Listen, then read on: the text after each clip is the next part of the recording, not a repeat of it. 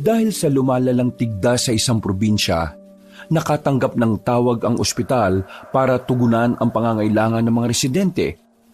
Walang gustong pumatos doon. Pero si Mang Leo na matagal na sa serbisyo, ang bukod tanging doktor na nagkusang loob na tanggapin ang misyon. Kasama ng kanyang dalawang alalay, si Renan at Diego, tumungo sila sa nasabing probinsya. Pinuntahan nila ang isang baryo na kung saan halos lahat ng bata roon ay meron na ring tigdas. Mabuti na lamang ay eksperto si Mang Leo roon. Kaya ilang araw lang, natapos na rin nila ang panggagamot. Uuwi na sana sila nang bigla silang harangin ng mga aswang. Dinukot silang tatlo. Dinala sila sa lugar ng mga aswang. At doon, pinilit silang gamutin ang isang lalaking may sakit. Nakalaunan, malalaman pala nilang supremo ito ng mga aswang. Kahit na alam nilang mabangis at magdudulot ng gulo ang supremo, sinunod pa rin ng doktor ang tungkulin. Ginamot niya ang supremo. Nang gumaling ito, nagsimula ng maghasik ng lagim ang mga aswang. Ano nga kaya ang gagawin nila Renan ngayong magaling na ang supremo ng mga aswang? Magagawa nga kaya nilang talunin ang mga yon?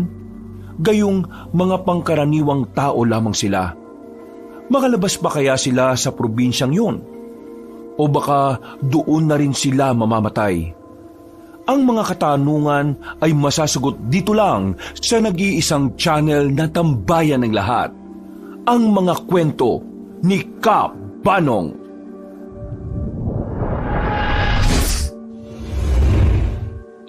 Isang dakilang palamunin lang sa bahay si Renan ng kanyang tiyuhin. Wala siyang ibang ginagawa kundi ang kumain at matulog. Mag-iisang buwan na siyang tambay mula nang palayasin siya ng kanyang mga magulang. Mabuti na lang, mabait ang kanyang tiyuhin na si Mang Leo. Isang veteranong doktor sa ospital ng Maynila. Mag-isa lang kasi sa buhay ang matanda. Tumanda na lamang itong binata. At ang pananatili ni Renan sa bahay nito ay malaking pabor sa matanda. Nauutusan din naman kasi si Renan kahit na papano. Kahit wala itong naaambag na pinansyal, ito naman ang nag-aasikaso ng bahay. Ganun pa man, palamunin pa rin ang turing ng binata sa kanyang sarili. Kumusta ang pag-uusap ninyo ng papa mo kanina? Nagkaharap na sila ng kanyang tiyuhin sa hapagkainan. Gabi na nun, 7:00. Ganitong oras talaga sila kumakain. At kailangang sabay silang dalawa kapag natataon na nasa bahay ang matandang lalaki. As usual, galit pa rin si Papa. Ikaw naman kasi, alam mo nang natanda na yung tao, iniinis mo pa lalo. Uncle, alam mo naman kasing hindi ko naman talaga trip yung trip nila ni Mama eh. Ano namang alam ko sa pagpapatakbo ng kainan nila sa Quiapo? Nakakapagod kaya yung ganong trabaho. Isa pa, ang dami ko namang kapatid. Makontento na sila sa mga yun. Hindi naman sa kinukonsinti kita ha. Pero alam mo, noong araw, ayaw ko rin sa gusto ng mga magulang ko. Sa gusto namin ng papa mo. Ang gusto kasi nila, magsundalo ako. Eto, doktor ako ngayon. Pero tatanungin kita ha. Ano bang gusto mong mangyari sa buhay mo? Pagtatawanan niyo lang ako kapag sinabi ko sa inyo eh. Ano nga? Wala naman akong pakialam eh. Gusto ko maging hunter. Ha? Ano? Nang hayop? Nang kriminal? Ng mga kakaibang creatures. Hulaan ko. Dahil yan dun sa napuntahan ninyong bundok ano? Yung kinwento mo? Ang galing niyo talaga, Uncle. Gusto mo palang maging hunter? Manunugis ang tawag ng mga taga-amin dyan sa probinsya. Manunugis ng mga aswang. Yun, aswang. Bakit? Nakita ka na ba ng ganon? Hindi pa. Pero doon sa napuntahan namin nung nakaraang buwan, yun ang usapan nila. Yun daw ang hinahanap ng mga manunugis. Uncle, naniniwala ka ba sa aswang? Uminom na muna saglit ang matandang lalaki ng tubig. Tumingin ito sa malayo at sandaling natawa. Oh, sabi ko na, tatawanan mo lang din ako eh. Hindi. Hindi ikaw ang pinagtatawanan ko. Alam mo kung bakit ako natatawa? Kasi kahit na naging doktor ako at talagang maalam ako sa science, naniniwala pa rin ako hanggang ngayon sa mga aswang. Lalong naintriga ang binatang si Renan nang marinig ang sinabing yun ni Mang Leo. Inilapit nito ang upuan sa matanda para mas marinig ng malinaw ang mga sasabihin nito sa kanya. Talaga, Uncle? Naniniwala kayo sa aswang? Alam mo, kakaiba ka talagang tao. Karamihan sa mga binata ngayon dito sa syudad, mga advanced na ang utak. Puro gala, gimmick, puro katarantaduhan. Pero ikaw, kahit moderno na ang panahon, yang mga ganyang paniniwala pa rin ang pinagtutuunan mo ng pansin. Tingin ko lang naman po kasi mas may thrill ang mga ganito. Masyado na kasing common yung mga interest ng mga kahenerasyon ko eh. Well, for me, totoo mga aswang. Naalala ko pa noong napasama rin ako sa isang volunteer team. Meron kaming ginamot na isang aswang. Talaga? Uwe. Oo, totoo to. Ginamot namin siya. Tapos saka lang namin nalaman na aswang siya nung makita siya ng isa naming intern na lumipad siya paalis. Nung una ay natawa kami kasi hindi man lang nagpasalamat. Pero kalaunan, kinilabutan din kami kasi napagtanto nga namin na aswang ang isang yon. Anong ginawa nyo? Sinabi nyo ba sa boss nyo? Unfortunately, hindi sila naniwala. Napalingon silang dalawa sa telepono nang bigla yung nagring. Nagpaalam sandali si Mang Leo para sagutin ang tawag. Maya-maya lang ay bumalik naman agad ang kanyang tiyuhin. Emergency? Oo, bukas agad ang alis ko. Aalis ka? Bakit? Saan ang punta nyo? May isang baryo na kailangan ng doktor. Lumalala na kasi ang tigdas ng mga bata doon sa isang probinsyang yon. Mahirap na't baka kumalat pa. Kailangan ng volunteer. Ako na pumatos. Walang may gusto eh. Di mag-isa lang kayo. Bakit walang may gusto? Di ba sinabi ko kanina yung tungkol sa aswang? Na-trauma na sila. Nag-alala sila na baka maulit na naman yung nangyari. Sila pa rin naman ang kasama ko ngayon sa departamento namin eh. Uncle, gusto ko sanang sumama. Ano? Sigurado ka ba? Anong gagawin mo ron? Di maging utusan nyo. Sigurado akong kailangan nyo ng mautusan doon. Abay sige, sumama ka. Pero mas maganda sana kung dalawa. Ayos, may kilala ako. Paalala ko lang ha, hindi alam ng ospital to. At ang sabi lang, konsulta muna ang gagawin ko. Babalik ako roon kapag nalaman ko na kung bakit nangyari ang mga yon. Baka sa pagbalik ko, may mga kasama na akong iba. Walang problema, Uncle. Ang mahalaga naman sa akin masamahan kita ngayon. Sige, sabi mo eh. Maya-maya lang ay natapos na silang kumain. Nakatulog ng maaga si Renan. Kinabukasan, kinontak niya agad ang kaibigang si Diego. Kagaya niya, pasaway rin ito sa mga magulang. Agad na pumayag ang binatang si Diego. Kaya naman sigurado ng dalawa sila ang makakasama ng doktor na si Mang Leo. Hapon nang dumating si Leo sa bahay, nakahanda na rin si Renan. Dahil ayon kay Mang Leo, gabi silang aalis. Para madaling araw lang makakarating na agad sila sa probinsyang yon. Hindi naman yon sobrang layo sa Maynila. Nasa Luzon lang din naman kaya magdamagang biyahe lang ang kailangan nilang gawin.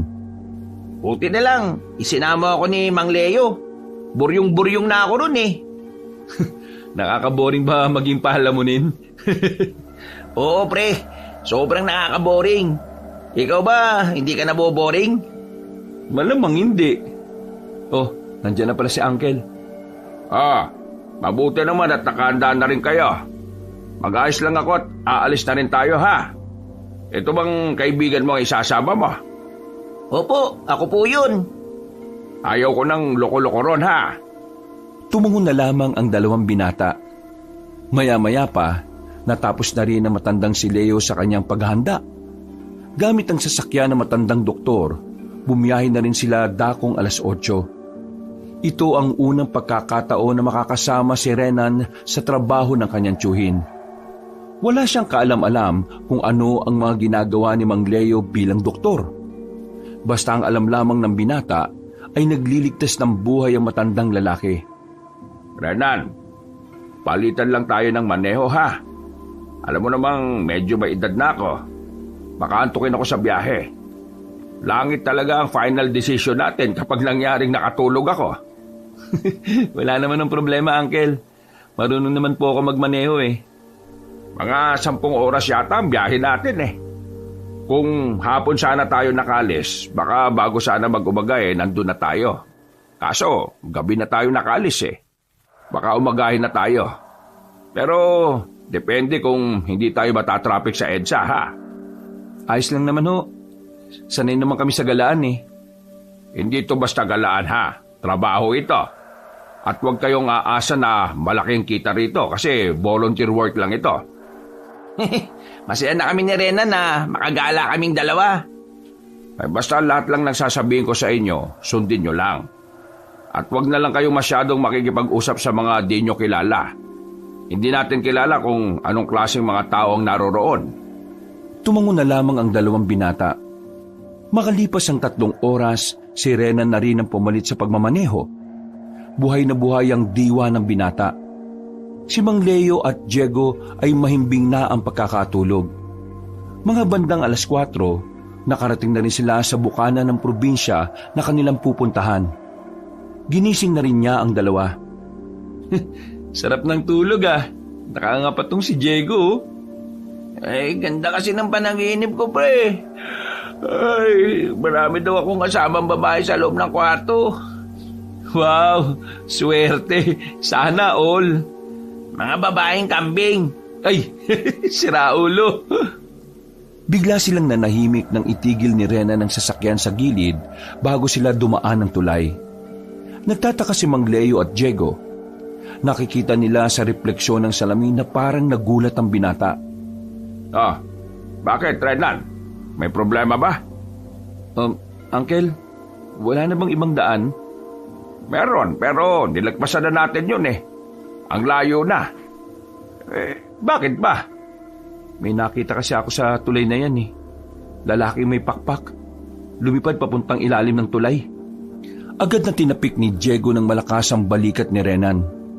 Akala kasi ng binata ay pinagtitripan lang sila ni Renan para mas magising ang kanilang diwa. Uy, maayos ka nga. Hindi, pre. Di ako nagbibiro. Uncle, nakita ko talaga. Diretso mo na lang. Sigurado ka ba, Uncle? Oo, diretso mo. Hayaan mo sila. Hindi ba aswang yon? Aswang man sila o ano, basta diretso mo. Hindi ka dapat magpakita ng takot. Ha? Seryoso ba kayo? Pinatatayo nyo balahibo ko eh. Ano sa tingin mo? Nagbibiro ako?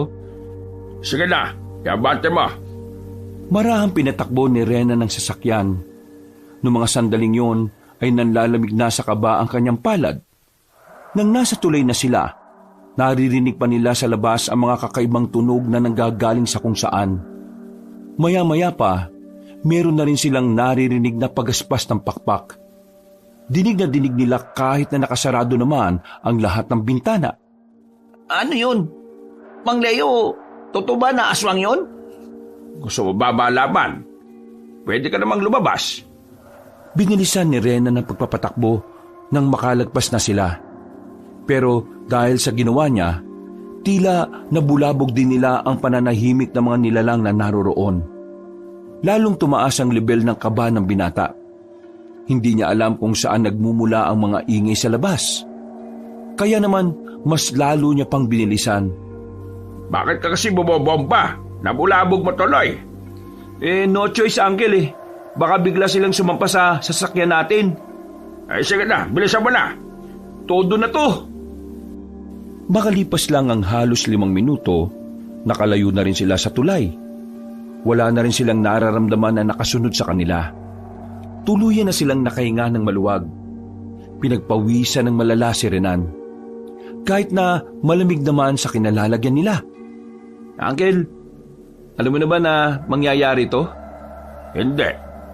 Kung alam ko lang, di sana hindi na tayo dumaan dito. Ang sabi kasi sa akin ng sekretary ni Kapitan, mas magandang dumaan dito kapag gabi. Doon daw kasi sa kabila, maraming siraulong adik.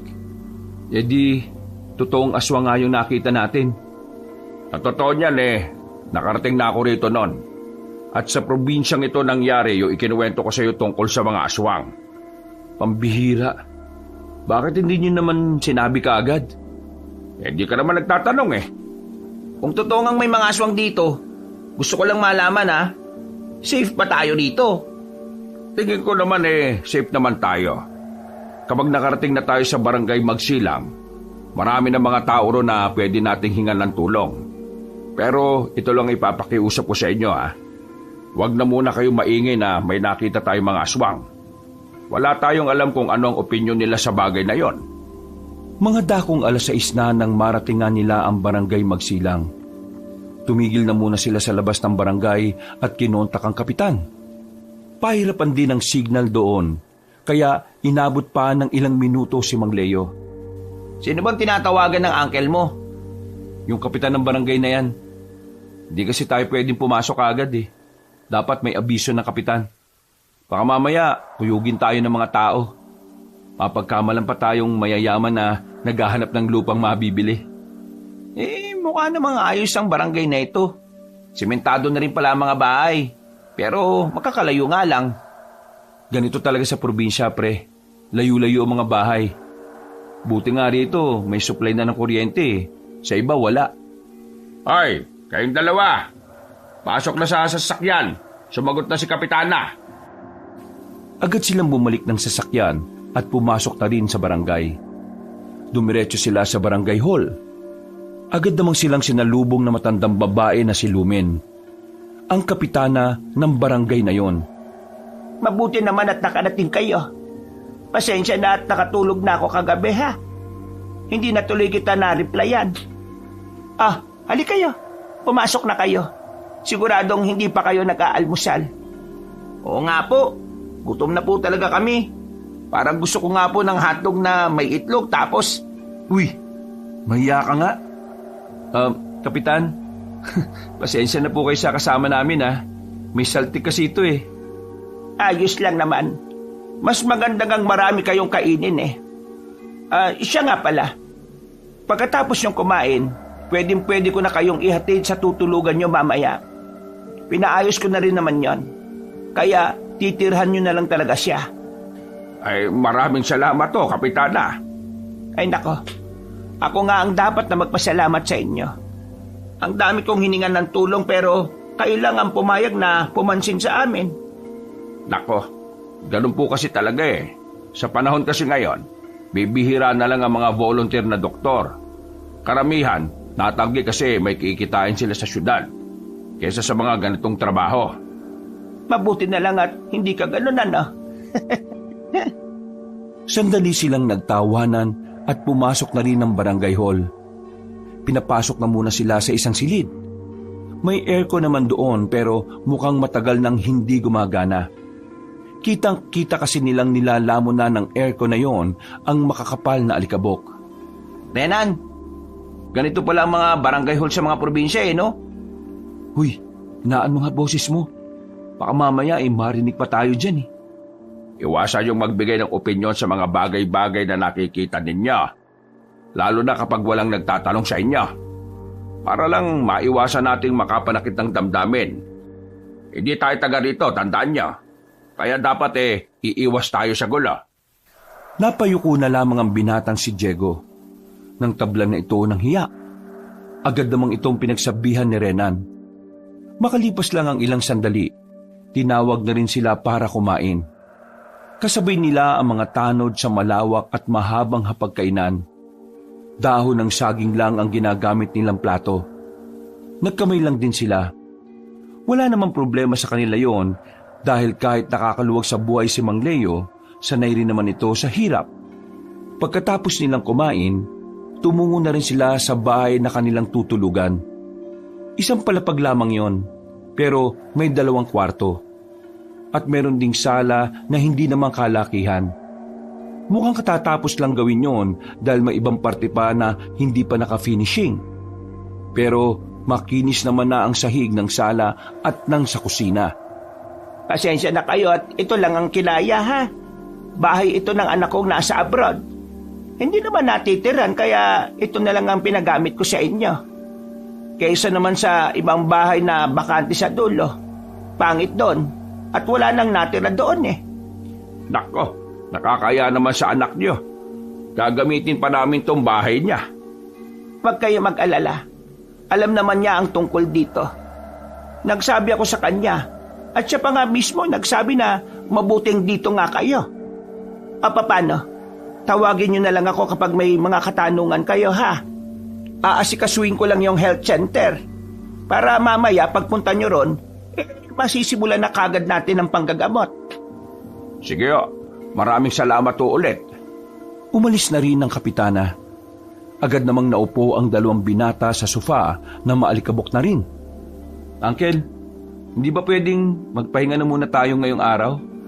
Nakakapagod kaya yung biyahe natin kahit na nakaupo lang tayo. Kung gusto niyo magpahinga, matulog na muna kayo. Ako na lang muna ang mag-aasikaso doon mamaya. Sigurado ba kayo, Uncle? Baka mamaya kailanganin mo kami ron eh. Magpapatulong na lang muna ako sa mga tao sa health center. Isa pa, kailangan nyo rin kasing magpahinga. Kayo ang alalay ko kaya dapat may sapat kayong tulog para hindi kayo lutang. Sige po, maraming salamat po Mang Leo. Inaantok pa kasi talaga ako eh. Inaantok ka pa sa lagay na yan ha. Yung sarap-sarap nga ng tulog mo sa biyahe. Napapakamot na lamang si Diego sa ulo. Mga ilang sandali lang, umalis na rin si Mang Leo nang sunduin na ito ng isang tanod. Ang 2 binata naman ay sa sala na lang muna natulog. Sa himbing ng kanilang tulog, hindi nila namalaya ng oras. Paggising nila, madilim na pala ang paligid. 6:00 na ng gabi. Agad na napabangon si Renan at pinagtatatapik sa mukha si Diego. Uy, gising. Gagi, ginabi na tayo ng gising oh. Ha? Gabi na, anong ha? Umaon ka na. Sumunod na tayo sa health center, dali. Natatarantang tumungo ang 2 binata sa health center. Hindi pa sila nakapag-ayos ng sarili ay naroon na sila. Pero laking pagtataka nila nang abutang nakapatay na ang ilaw roon. Wala ng katao-tao. Lumapit pa sila. Nakakandado na ang pintuan.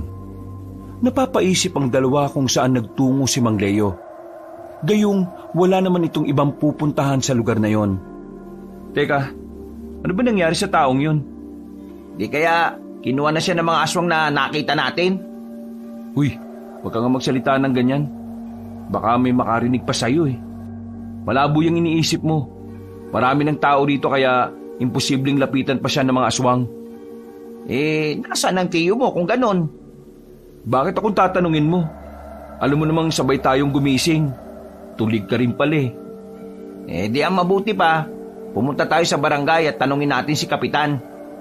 Buti naman at may naisip ka rin matino ano. Wala silang sinayang na pagkakataon. Tinakbo na nila ang daan patungo sa barangay hall. Buti na lang at naabutan pa nilang papalabas ng gate ang matandang babae. Napangiti pa nga ito nang makita silang dumating. Mawalang galang na po, Kapitana. Magandang gabi na rin po. Pero nakita niyo po ba si Uncle Leo? Alam niyo po ba kung nasaan siya nagpunta? Si Leo ba? Hindi pa ba nakakauwi? Kanina kasi, pagtapos niya sa health center sinabi niya sa akin na maghahanap lang daw siya ng dahon sa gubat. Malapit lang naman ang gubat dito kaya sabi ko, sige. Alam ko kasing makakauwi siya agad. Pero wala pa pala siya. Wala pa rin po kasi. Kakagising lang din po namin. Kaya wala rin po kaming alam. Di bale, kami na lang po maghanap. Masasama ako na lang kayo sa mga tanod ko. Ay, wag na po. Nakakaya naman po. Alam ko rin naman pong pagod sila ngayong araw. Hayaan na lang po natin sila makapagpahinga. Maana ka talaga sa tiyuhin mo. Mabait. O sige, balitaan niyo na lang ako kapag nahanap niyo na si Leo. Maraming salamat po ulit. Dali-daling tumakbo ang dalawa sa direksyon na itinuro sa kanila ng kapitana. Kahit medyo madilim na, ay hindi sila nakaramdam ng takot. Ang mahalaga na lamang sa kanila ay mahanap ang matandang si Mang Leo. Pero halos 10 minuto na silang naghahanap sa gubat ay wala naman silang makitang kahit anino man lang na matandang doktor. Hindi na sila lumayo pa dahil nababahala sila na baka hindi na sila makabalik. Wala silang nagawa kundi ang umalis na lamang at bumalik sa bahay. Sa puntong ito, nagsimula ng kabahan si Renan. Ayaw man niyang isipin pero pakiramdam niya may kinalaman ang mga aswang sa pagkawala ng kanyang tiyuhin. Pambira naman oh. Ngayon pa talaga nawala si Uncle. Saan ba kasi nagpunta yung isang yun? Baka nga nakuha na siya ng aswang.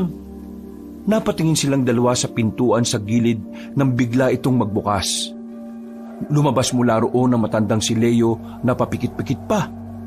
Nakahinga naman sila ng maluwag nang malamang nasa ligtas na kalagayan pala si Mang Leo. Bakit pa ang lakas ng boses ninyo? Ano ba problema?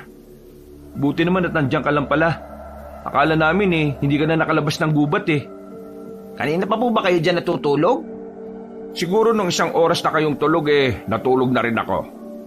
Wala pa naman kasing gagawin sa health center. Nagkaroon lang naman ng check-up sa akin yung ibang health workers doon. Diyos ko, akala ko talaga napano ka na anong balita sa kanila? Hindi naman tigdas ang tumama sa kanila Hindi tigdas? Kung ganun, ano po? Yun ang hindi ko pa nalalaman. Kanina, nagpunta ako sa gubat para sana maghanap na lang ng halamang gamot. Baka kako mas epekto ang halamang gamot na mahahanap ko. Pero hindi ko pa alam kung magiging ayos sila sa nakuha ko kanina. Bukas ko pa malalaman. Di kung ganun, yung mga dala nating gamot, hindi na natin magagamit? Hindi na. Hindi natin pwedeng gamitin yon kasi pangtigdas lang yon. Kakaibang sakit yung dumapo sa kanila. Pero ito ang ipinagtataka ko. Hindi naman nakakahawa to pero bakit marami sa kanila ang merong ganon? Hindi nakakahawa? Pero teka, paano dumami ang kaso ng ganyan? Baka sa kinakain nila. Yan ang aalamin natin. Kaya nga bukas, sumama na kayo sa akin sa health center. Seryoso silang tiningnan ni Mang Leo at sa tingin na yon, alam ni Rena na kailangan na rin nilang seryosohin ang mga nangyayari. Nawala pansamantala sa kanilang isipan ng tungkol sa mga aswang.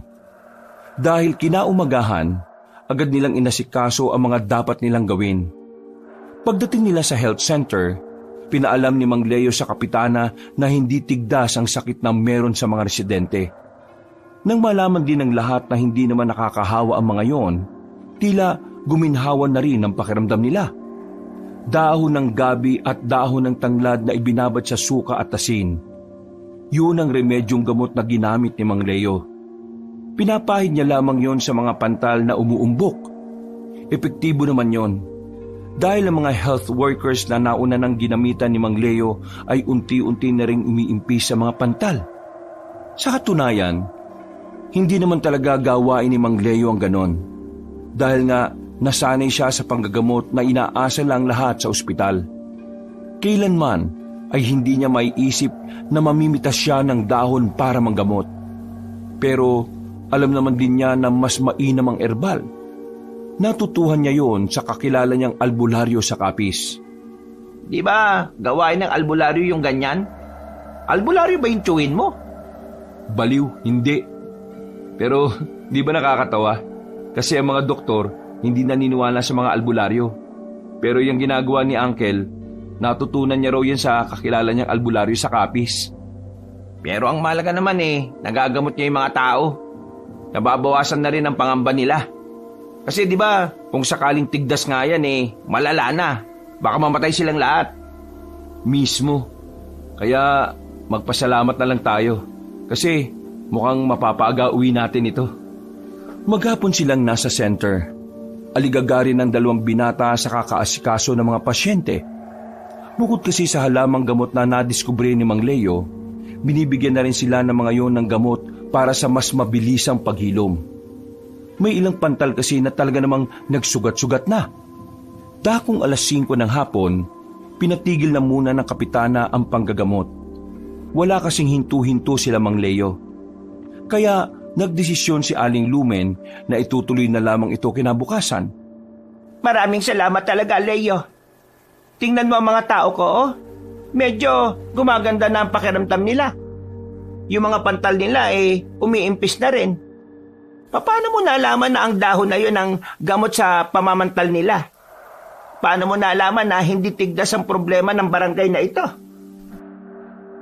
Matagal na po kasi akong doktor.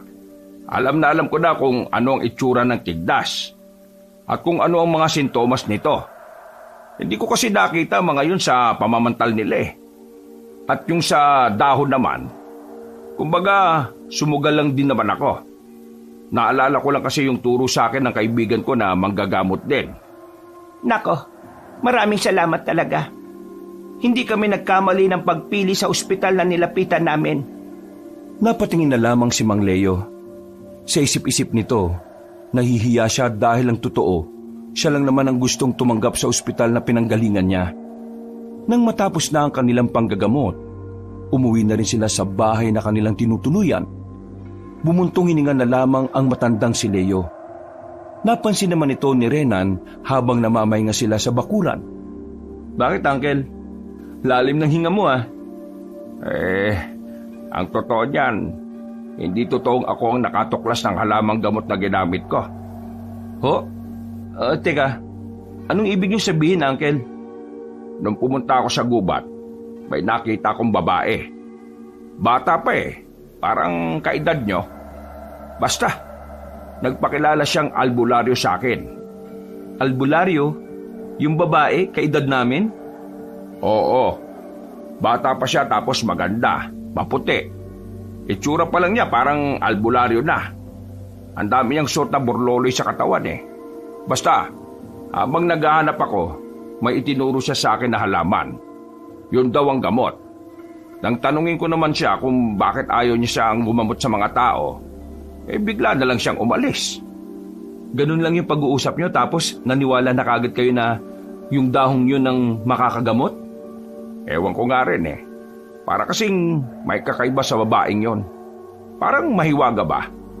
Kapag may nangyaring masama sa mga ginamot natin, madadali ka, Uncle. Dapat hindi ka kagad nakinig dun sa babae. Bahala na. Hindi ko rin naman kasi alam kung anong klase ng sakit sa balat yun Kahit na anong gawin kong pag-aaral, wala talaga. Natigil lang ang kanilang pag-uusap na makabalik na sa kanila ang binatang si Diego. May daladala na itong kape at tinapay. Nagmeryenda na lamang sila nung panahon na yon. At pagkatapos, naligo na rin sila. Dakong 9:00 ng gabi, nagpapantok na lamang sila nung oras na yon. Sabay-sabay silang napabangon nang may marinig silang malakas na sigaw. Parang nanggagaling yon sa kagubatan.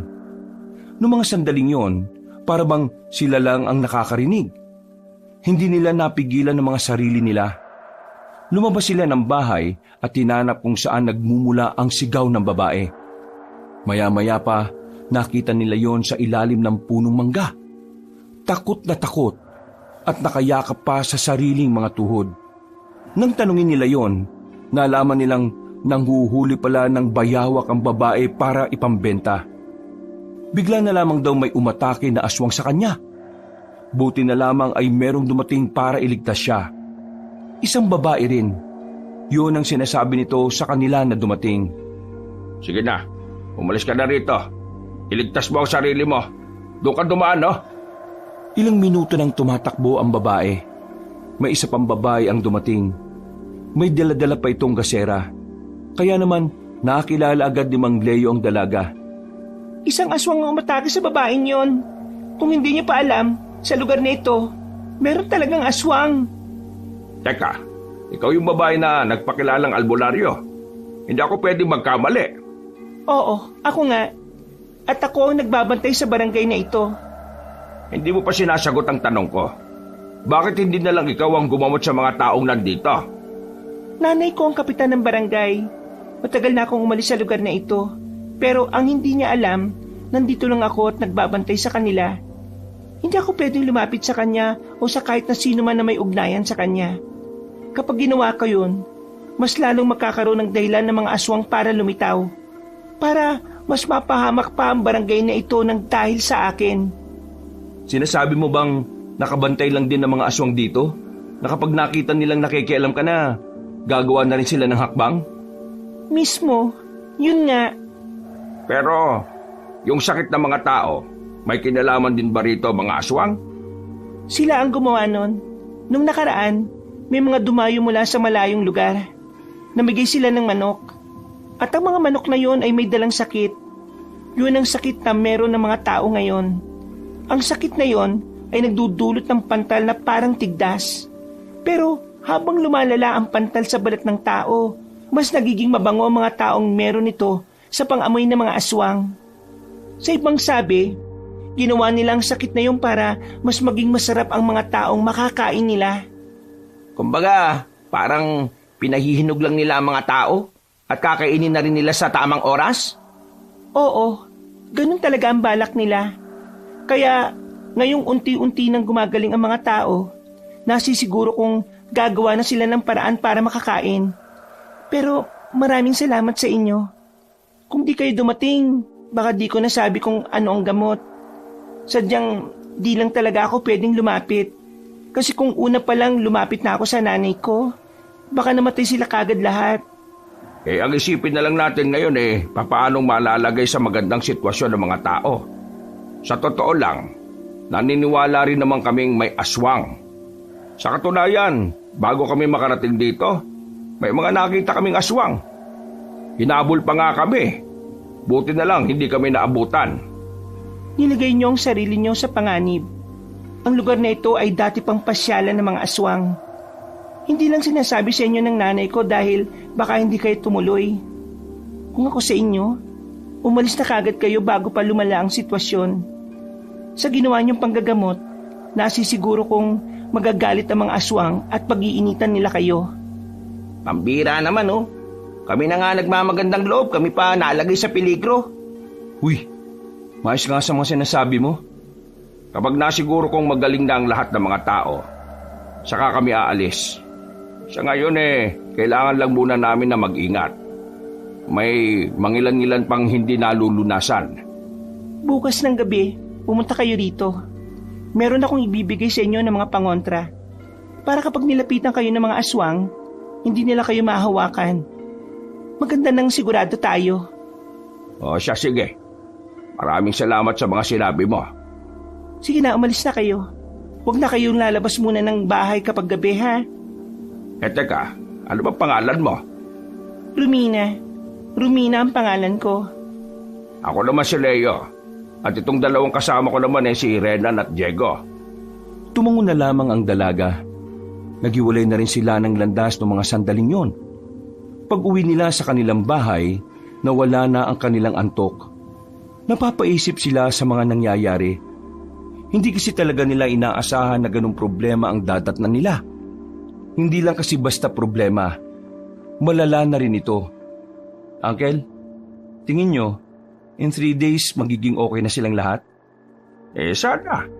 Sana nga maging okay na rin ang mga tao rito. Gusto ko na rin makaalis Naalala ko naman tuloy yung naranasan namin noon. Buong akala ko, isolated na pangyayari lang yun.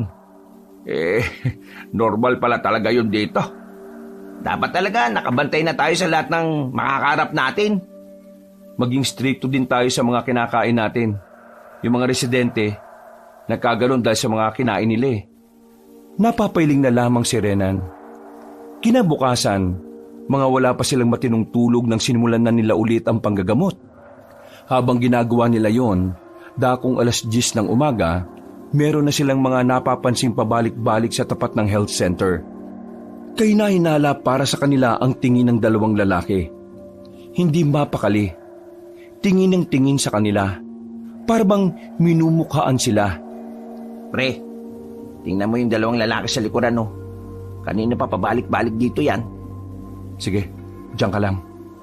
Bakit? Anong gagawin mo? Lalapitan ko. Sandaling binitiwan ni Renan ang mga hawak niya. Nang mapansin ng dalawang lalaki na lalapitan na sila, nagmamadaling umalis sa mga yun. Susundan sana ni Renan, pero meron siyang nakabanggaan na matandang lalaki. Puti na ang buhok nito. Hindi pa naman mukhang mahina. Nakakatayo pa naman na maayos. Pero sige ito ubo ng ubo. Napahawak pa nga ang matanda sa bakuran.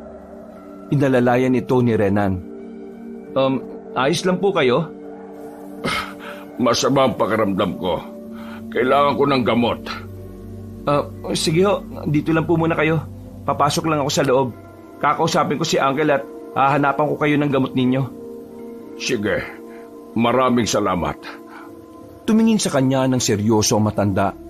Namumungay na ang mga mata nito kaya nasisiguro niyang masama talaga ang pakiramdam nito. Nagmamadaling umalis si Renan. Pinunta niya si Mang Leo. Nang sabihin na matanda kung nasaan nakalagay ang gamot, nagmamadali na niyang kinuha yon. Ang kaso nga lang, pagbalik niya sa labas ay hindi na niya inabutan ng matandang lalaki. Teka, saan nagpunta yung matandang yun? Sabi niya kailangan niya ng gamot, tapos biglang nawala. Lumingon-lingon siya sa labas, pero hindi na niya yon nakita pa. Napapakamot na lamang sa ulo si Renan. Bumalik na lamang siya sa loob at pinagpatuloy ang pagtulong sa kanyang tiyuhin. Maghapon silang ng gamot. Dakong 6:00 na sila natapos. Leo, mga bandang 7:00, pumunta kayo sa barangay ha. Magsalo-salo tayo ron. Ay, maraming salamat po, Kapitana. Sige po, paliligo lang po kaming 3. Pasasalamat ko ito sa inyo dahil yung mga nauna niyong ginamot ay gumaling na. Maraming salamat po talaga. Ay, wag po kayo sa akin magpasalamat. Pero hindi bale, mas gagaling na silang lahat. Ipagdasal na lang natin sa Panginoong Diyos. Napangiti na lamang si Aling Lumen sa kanila. Mga ilang sandali lang ay umalis na rin sila at umuwi ng bahay. Habang naghihintay sa pagligo si Mang Leo, nasa bakuran lamang ang 2 binata. Muling napag-usapan ng dalawa ang 2 lalaki na napansin nila. Hindi ko na nga hinabol eh. Hindi ko alam kung saan nagpunta yung mga loko. Pero tingin ko talaga, mga aswang yun na nagmamasid sa atin eh. Medyo kinakabahan nga ako eh. Baka pati rito sa tirahan natin, may mga nagmamasid din. Huwag ka mag-alala. Pagkatapos natin kumain sa barangay, pupuntahan natin yung babaeng albularyo. Makukuha natin yung sinasabi niyang pangontra. Ewan ko lang kung makalapit pa yung mga aswang na yan. Nasa panganib pala yung buhay natin, ano? Oo. Sana nga, di ka na lang sumama eh. Wala eh. Nandito na tayo. Tsaka, mas maganda nga yun. Ang alin? Na nasa peligro tayo? Oo, para may thrill. Tril-trilin mo mukha mo. Sira ulo ka rin pala eh.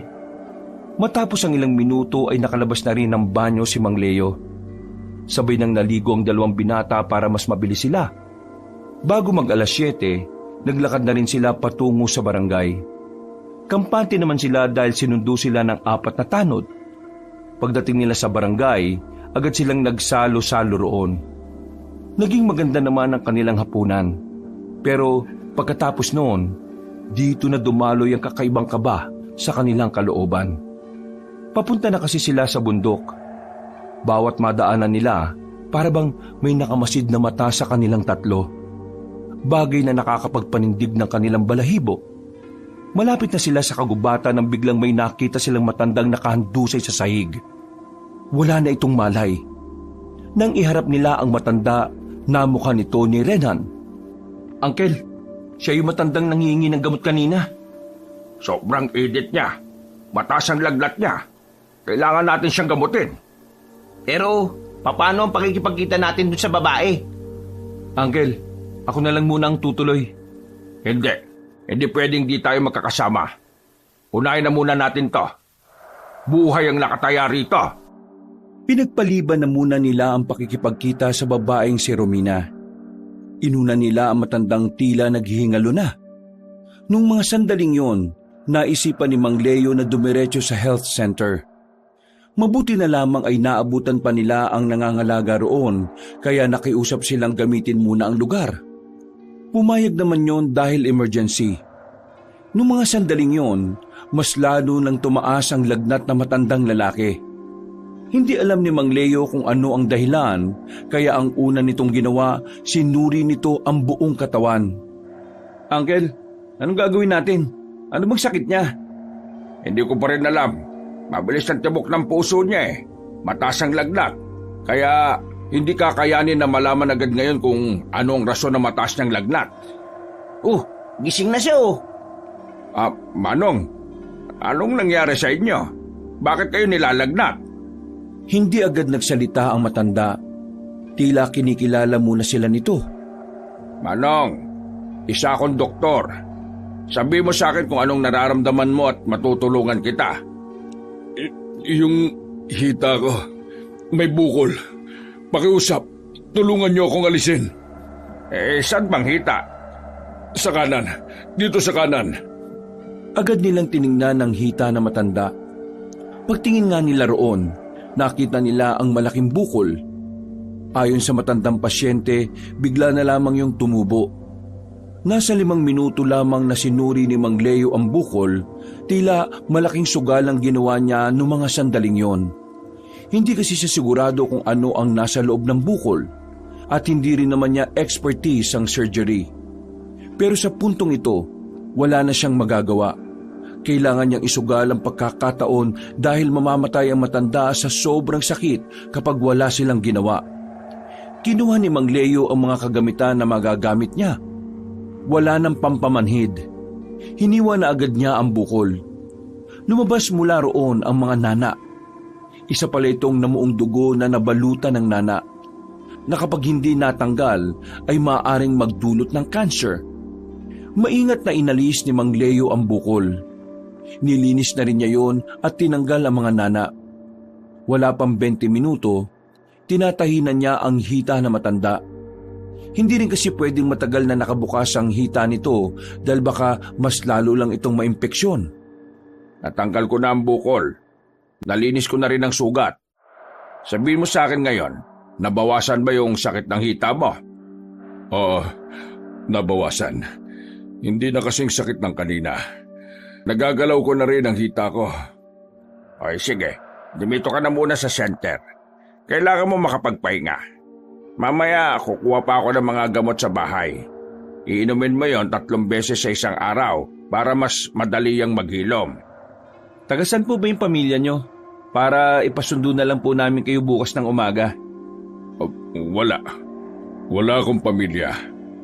Kahit po mga kakilala nyo, wala? Wala. Wala na kahit na ano. Hayaan nyo na muna siya makapagpahinga. Renan, Diego, dumito na muna kayo. Kukuha lang ako ng gamot. Sige po, Uncle. Nagmamadaling umalis sa matandang si Leo. Naiwan ng 2 binata para bantayan ang matandang pasyente. Nakaupo lamang sila sa tapat ng health center habang naghihintay. Hindi nila maiwasang hindi kabahan dahil madilim na sa labas. Wala na rin katao-tao. Nag-aalala rin sila para sa kaligtasan ni Mang Leo dahil mag-isa lang itong maglalakad. Sigurado ka bang ayos lang tiyo mo? Oo, sabi niya kaya niya na yun. Bakit? Kung susunod ba ako sa kanya kaya mo rito? Hindi. Tingnan mo nga oh. Nakakatakot tong health center. Kapag gabi, akala mo abandonadong bahay na makikita lang sa mga horror movies. Ang OA mo naman. Tara, pumasok na lang tayo sa loob. Baka gising na si Manong.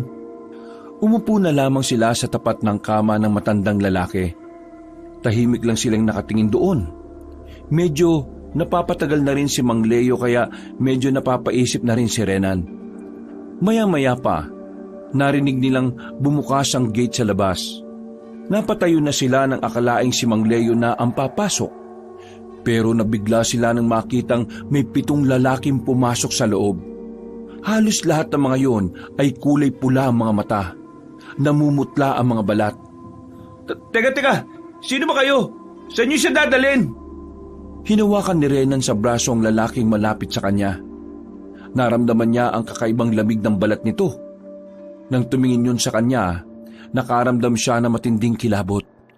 Sobrang sama ng tingin ng lalaki. Parang kulang na lang ay sakmali na siya nito. Hindi niyo ba ako narinig?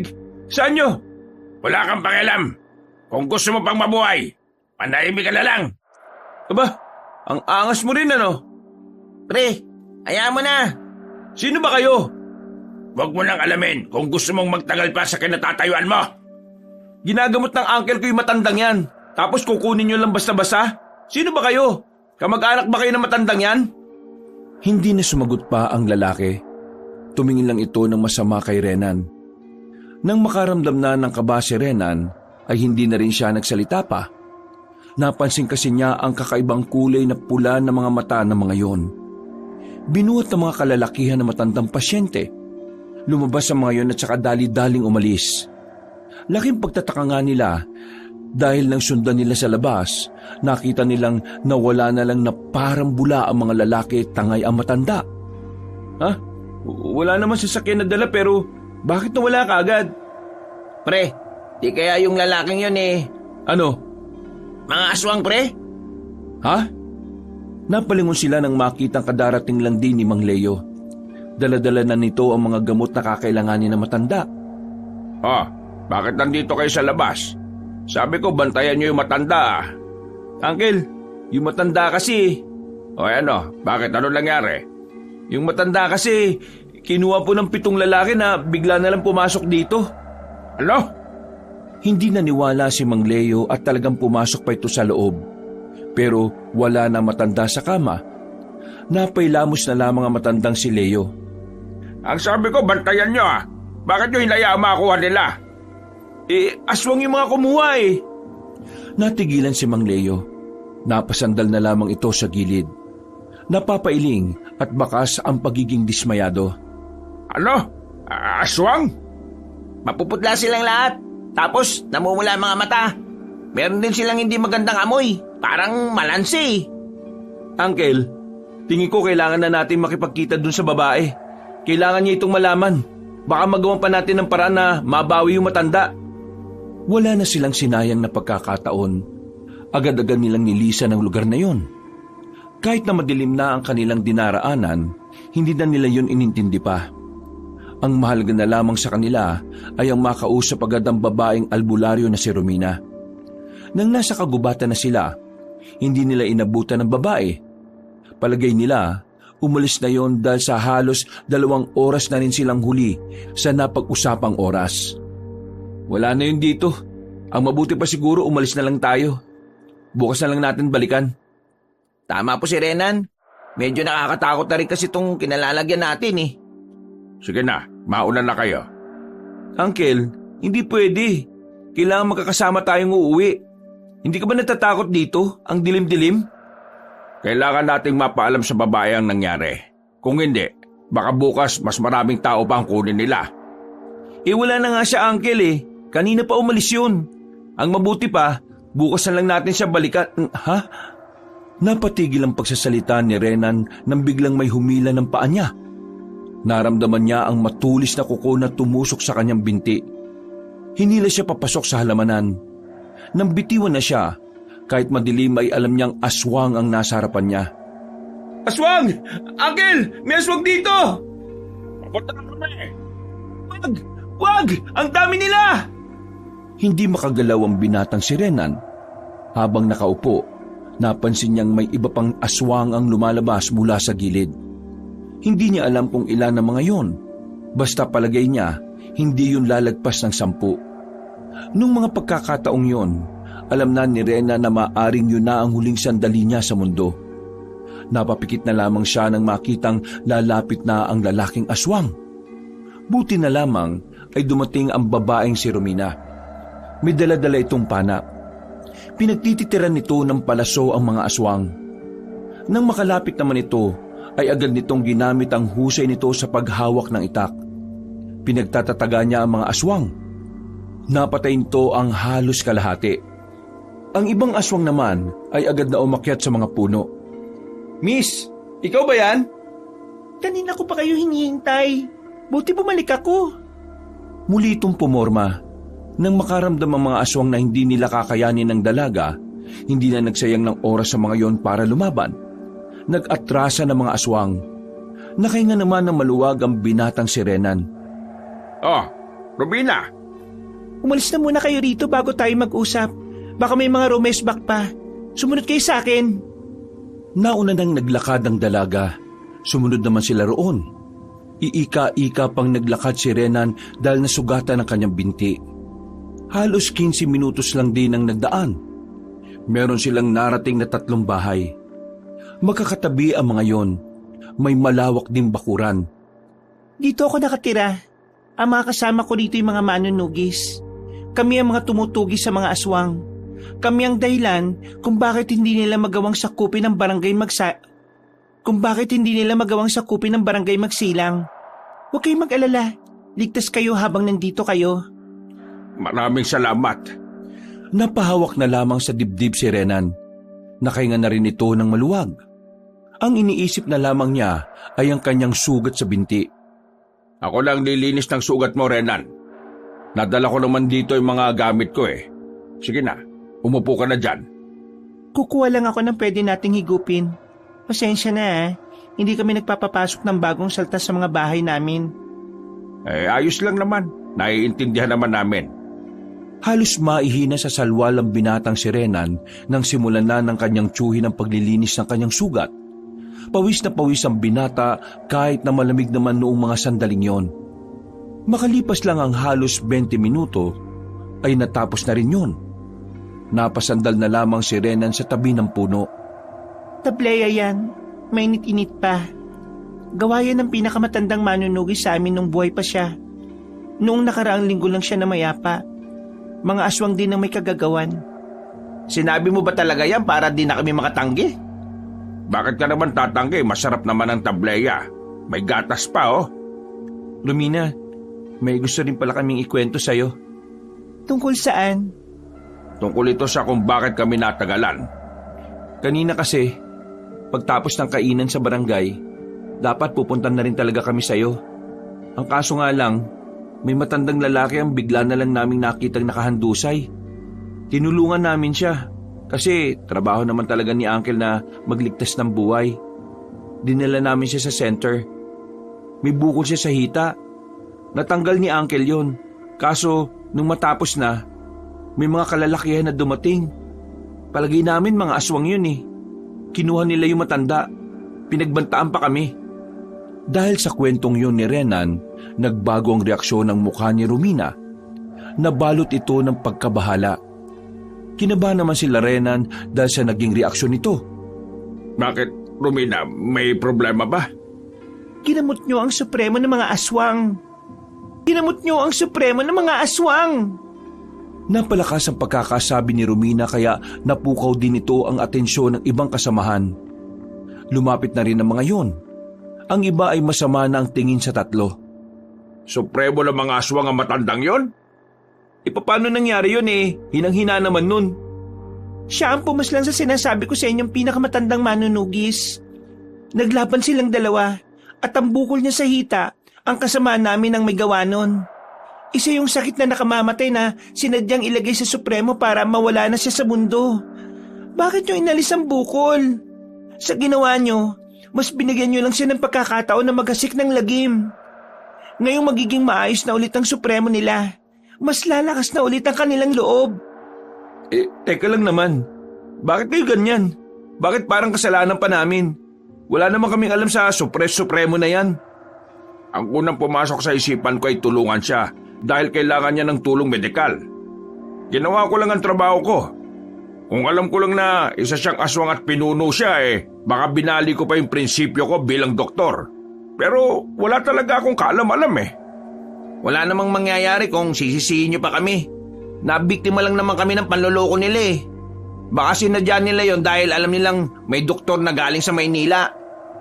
Ang isipin na lang natin ngayon, paano natin mapaghahandaan ang pag-asik nila? Madali lang sabihin ang paghandaan, pero wala kayong alam sa tunay na nangyayari. Malakas ang supremo, at wala na ngayon dito ang pwedeng makatalo sa kanya. Anong magagawa natin ngayon? Nangyari na. Huwag niyo kaming sisihin. Sana kasi kung di nila kami pinapunta rito, hindi naman mangyayari ang lahat ng to Tama na, Renan. Walang mangyayari kung magtuturoan tayo. Romina, wala na tayong magagawa. Kailangan natin gawin. Ang kailangan natin gawin, mag-isip kung paano natin maiiwasan ang gulo.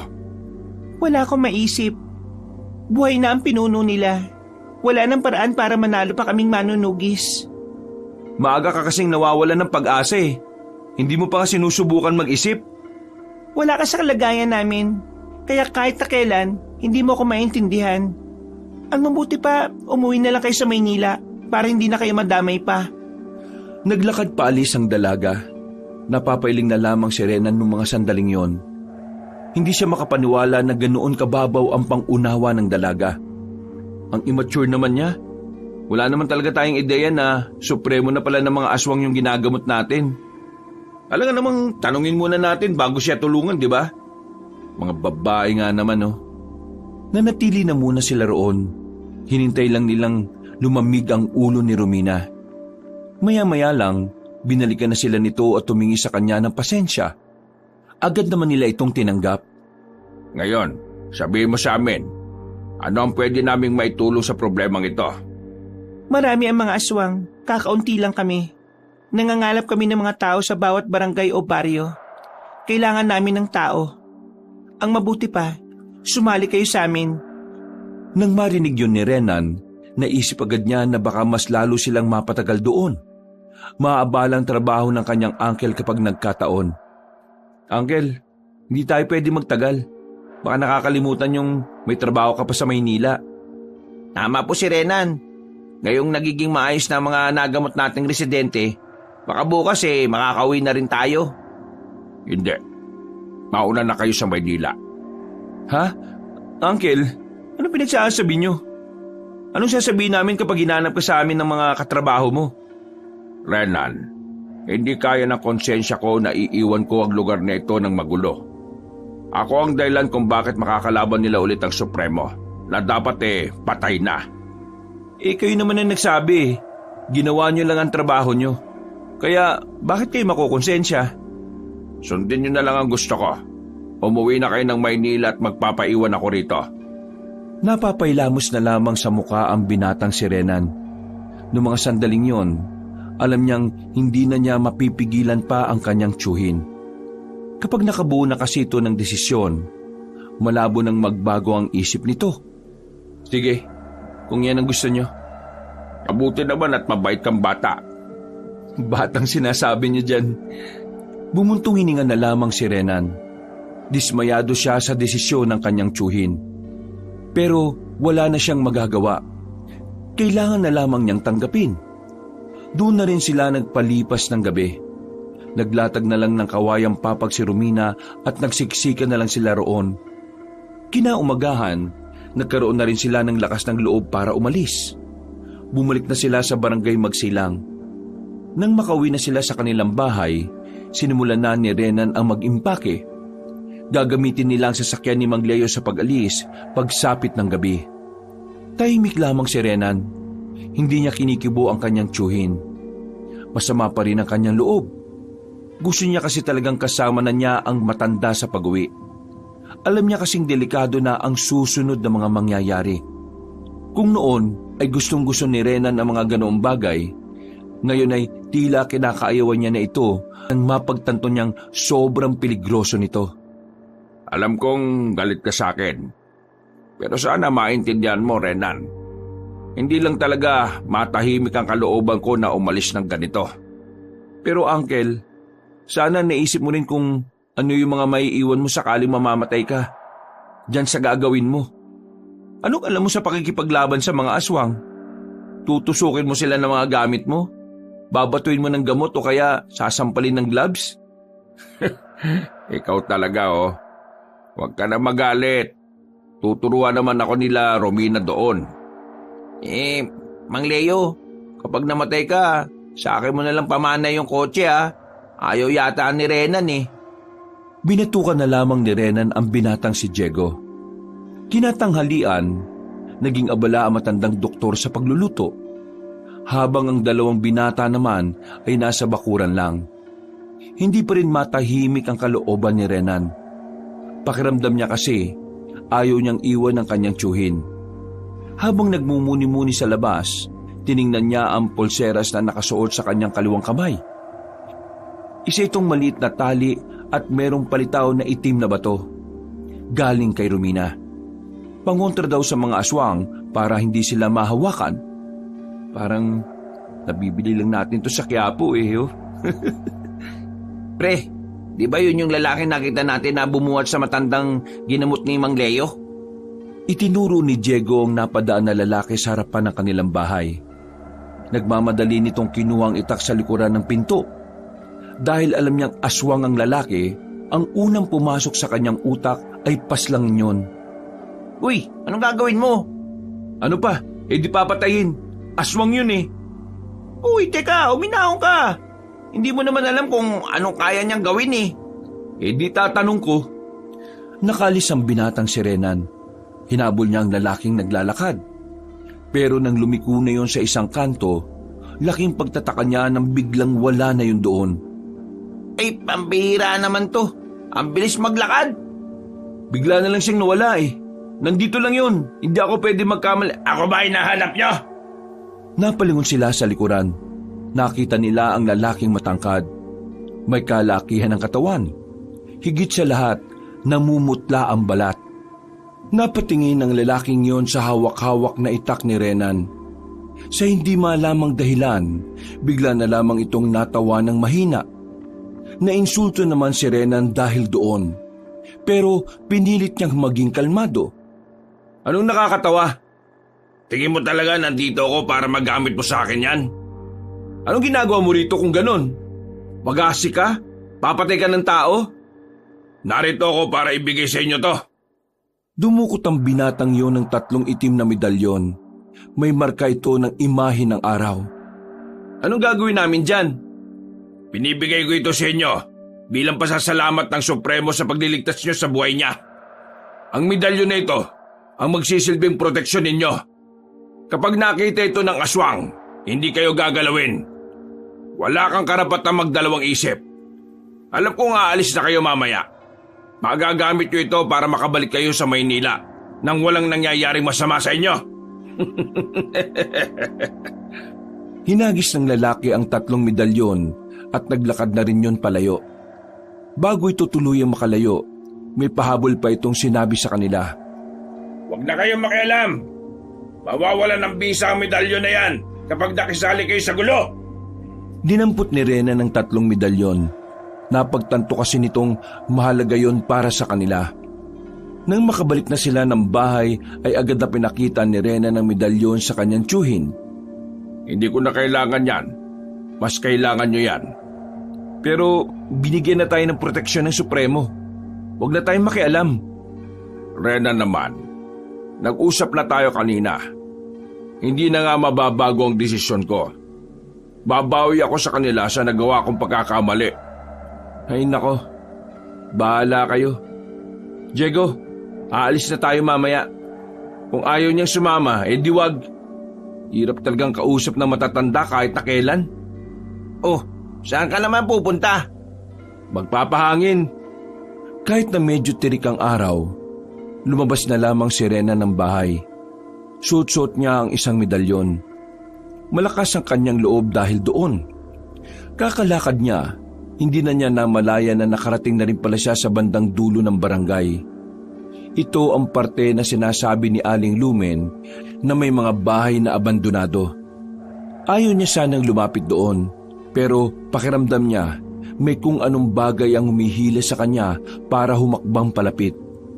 Hanggang sa natagpuan na lamang niya ang kanyang sarili na nasa harapan na ng isang lumang bahay. Napalingon siya sa likuran na makarinig ng tinig ng isang matandang lalaki. Mabuti kang tao. Ha? Teka, ikaw yung... Oo, ako nga. Ako nga ang aswang na iniligtas ng tiyuhin mo. Anong kailangan mo sa akin? Gusto ko lamang magpasalamat ng personal. Dahil ngayon, nakakaya ko na rin maglakad. Kung hindi dahil sa tiyuhin mo, baka wala na ako ngayon. Kung alam lang ni Uncle na ikaw ang supremo ng aswang, hindi ka na sana niya tinulungan. Pero doktor ang tiyuhin mo. Hindi hahayaang mamatay ang isang nangangailangan ng tulong, di ba? Ano ba talagang dahilan nyo? At bakit kayo mag-aasik ng lagim dito? Bakit hindi nyo nalang hayaan ang mga tao na mamuhay ng tahimik? Kayo mga tao, hindi ba't para mabuhay kailangan niyong kainin ng mga hayop? Dahil kayo ang mas mataas na uri ng hayop. Pinagsasabi mo dyan, feeling matalino to. Ganon din ang mga aswang. Para mabuhay, kailangan naming kumain ng tao. Kasi kami ang pinakamataas na uri ng tao. Para sa amin, kayo ang pagkain namin. Kayo ang bubuhay sa amin. Kaya sa ayaw at sa gusto ninyo, kailangan naming mabuhay. At mangyayari lamang yon kung kakainin namin kayo. Kalokohan! Hindi naman kayo kasama sa nilikha ng Diyos Kaya wala kang karapatan na sabihin na kayo ang pinakamataas na uri ng tao. Mga salot lang kayo sa lipunan. Salot sa lipunan? Sinong nagsabi? Saan mo nalaman yan? Sa comics? Sa libro? Sa chismis? Napatingin si Renan sa gilid. Agad niyang kinuha ang malaking bato. Akmang ipapalo na sana niya yon sa kanyang kaharap pero biglang nawala ang matanda. Pagtingin niya, nasa ibabaw na yon ng bubong ng bahay. Binibigyan kita ng babala, iho. Umalis na kayo bago gumabi. Dahil mamaya, sisiklab ang kaguluhan. Maraming mapapahamak. Maraming mamamatay. Kaya habang may oras ka pa, umalis na kayo. Ito mga sinasabi ko sa iyo ay parte ng pasasalamat ko na iniligtas niyo ako. Tumalo na paalis sa matandang lalaki. Paika-ika itong naglakad paalis. Hindi na nagawa pang batuhin ni Rena ng supremo ng mga aswang nang may lumabas na iba pa sa gilid. Nakaramdam na siya ng takot kaya binitiwan na rin niya ang bato. Nagmamadali siyang makabalik sa kanilang bahay. Pero si Diego na lamang ang inabutan niya nang dumating siya roon. Nasaan si Uncle? Sinundo siya nila Romina. Kailangan ko mabigyan sila ng babala. Mamayang gabi, lulusob na ang mga aswang. Ano? Nakausap ko yung supremo ng mga aswang.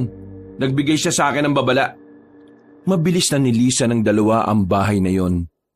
Nagmamadali silang tumungo sa bahay ni Romina. Kahit na dumudugo na ang paa ni Renan dahil sa sugat nito, wala itong pakialam. Ang mahalaga lamang sa binata ay masundan at maihatid ang kanyang nais sabihin. Nang matanaw na nila ang bahay, mas binilisan nila ang kanilang takbo. Buti na lamang ay naabutan pa nila ang mga yon. Oh, anong ginagawa niyo rito? Akala ko ba chine-check up niyo ng sasakyan? Oh, nadugo na naman ang sugat mo. Lumina, mamayang gabi. Mamayang gabi na sila, lulusob. Anong sinabi mo? Nakausap ko ang supremo ng aswang sa dulo ng baryo. Nagbanta siya sa akin na mamayang gabi, aatake sila sa baryo. Kung ganun, mas maaga kaming maghahanda. Mga kasama, narinig nyo naman ang sinabi niya. Ihanda nyo na ang mga sarili ninyo. Mamayang gabi ay mapapalaban na tayo ulit. Kung ganon, kailangan nyo palang umalis na mas maaga. Bumiyahin na kayo ngayon. Hindi na ba talaga magbabagong isip mo, Uncle? Hindi na. Huwag ka mag-alala. Makakabalik naman ako ng buhay sa Maynila. Kailangan mo lang magtiwala sa akin. Bumuntong hininga na lamang si Renan. Hindi na siya nakipagtalo pa. Sa puntong ito, ang mas kailangan na lang niyang intindihin ay ang sarili nila. Bumalik sila ng bahay. Tinapos na niya ang pag-iimpake. Sinuri na rin nila ang sasakyan. Nang masigurong wala na itong sira, dali-dali na silang umalis. Habang nasa biyahe, hindi mapakali ang kalooban ni Renan. Sa loob-loob niya, labag para sa kanya na iwan ang kanyang tiyuhin. Pero sa kabilang banda, naisip niyang kailangan din naman nilang mabuhay. Tingin ko, hindi tama na iniwan natin si Mang Leo Dapat kinaladkad na lang natin siya Ayaw nga. Mauubos lang ang oras natin kakapilit sa kanya. Ngayon, kailangan natin makahanap ng istasyon ng pulis. Istasyon ng pulis? Tingin mo maniniwala sila sa atin? Maniwala man sila o hindi, kailangan natin subukan. Kakaunti lamang ang mga manunugis. Nakita mo naman ang bilang nila. Hindi natin alam kung gaano karami ang mga aswang. Kaya kailangan nila ng backup para kahit umalis tayo, may naitulong naman tayo sa kanila. Napasang-ayon na lamang si Diego. Pero 10 minuto pa lang silang nasa biyahe, bigla na lamang tumirik ang sasakyan. Nagtataka sila dahil sa pagkakacheck nila nito, wala naman silang nakitang kahit na anong sira. Bad trip. Ngayon pa talaga nasira? Pre, mukhang pinipigilan talaga tayong makaalis. Ang layo na natin eh. Paano tayo makakabalik nito? Parang wala pa namang dumadaang sasakyan ngayon. Ano, babalik ba tayo? Kasi kung babalik tayo, simulan na natin maglakad. Napaisip sandali si Renan. Alam niyang isang malaking sugal na naman ang gagawin nila kung babalik sila ng barangay magsilang. Mawawalan din ng saysayang medalyon kapag nakita sila ng mga aswang na naroon pa rin sa pagsapit ng gabi.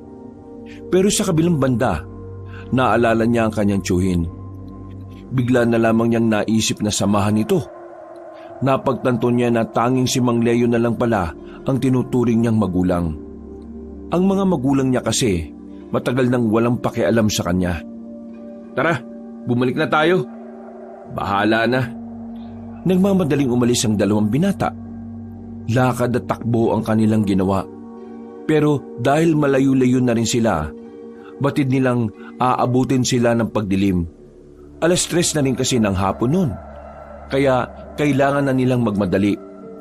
Makalipas lang ang 2 oras, nasa lakaran pa rin sila. Pagod na ang 2. Nagpahinga na muna sila sa gilid. Hingal na hingal at nanunuyo na rin ang labi at lalamunan.